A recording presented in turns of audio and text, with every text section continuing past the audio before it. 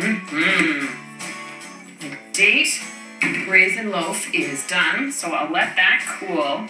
But our boating breakfast starts with sunshine smoothies and a good bowl of healthy muesli. And the eggs, poached, will be on pea meal bacon with scallion waffles and tomato cream instead of hollandaise. And at the market were 2 styles of cherry tomatoes. There's some orange ones and some red ones. So I thought I'd do 2 colors of the tomato cream.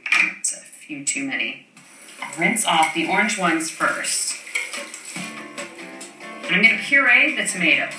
Juice, seeds, skins, and all.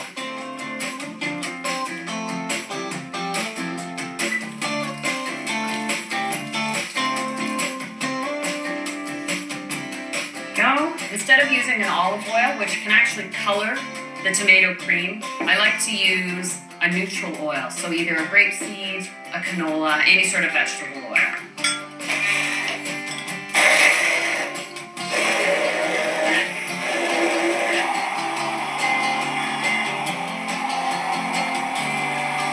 Add just enough oil until it reaches a smoothie-like consistency. I like to make sure the tomatoes are fully blended before I add the oil, just to draw out that beautiful red color in the skins. Now all the skins and seeds are still in there. It's got that beautiful thickness to it, but I do need to strain it.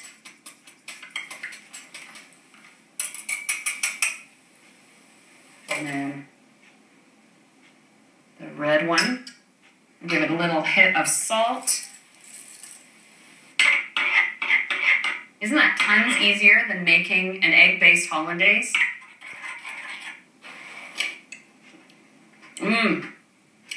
It's that sweetness plus that little bit of acidity all at the same time. It blows me away every single time I make it.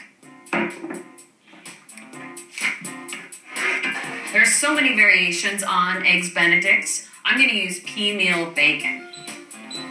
A little bit of oil. Pea meal bacon is much more lean than regular bacon, but unlike ham, which is salt cured and then smoked, pea meal has to be cooked.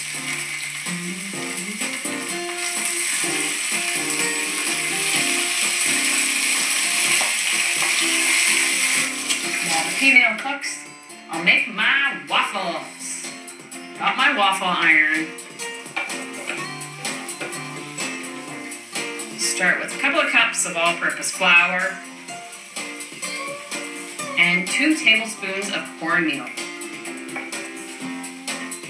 And I need 2 teaspoons of baking powder and half a teaspoon of baking soda and a teaspoon of salt.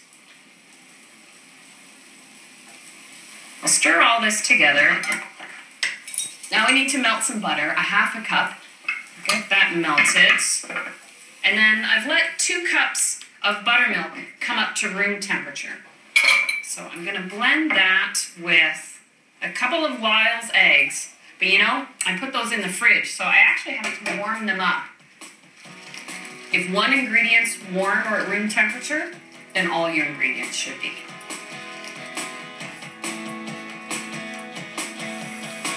I just warm the eggs for a second in hot tap water, and that way it warms them inside out. Okay, the eggs should be warmed up now. It just takes a couple minutes. Crack those into the buttermilk. Add the melted butter. And now add that all at once.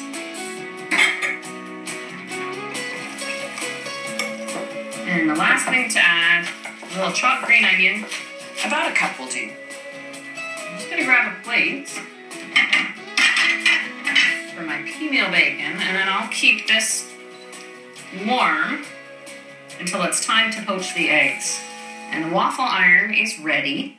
Sometimes the first 1 or 2 are not perfect just because you have to figure out the right volume, how much batter to put in, and how long to cook it. So ladle the waffle batter in. Now, about 1/3 of a cup should be the right volume. This is the sign of a good waffle batter. The baking powder is just totally going to work in souffling it. Ooh, that's going to be a big waffle. Put it down. The hard part now is to be patient, because you don't want to open it too soon, or you actually split the waffle in half if it sticks. Are you ready? Yes!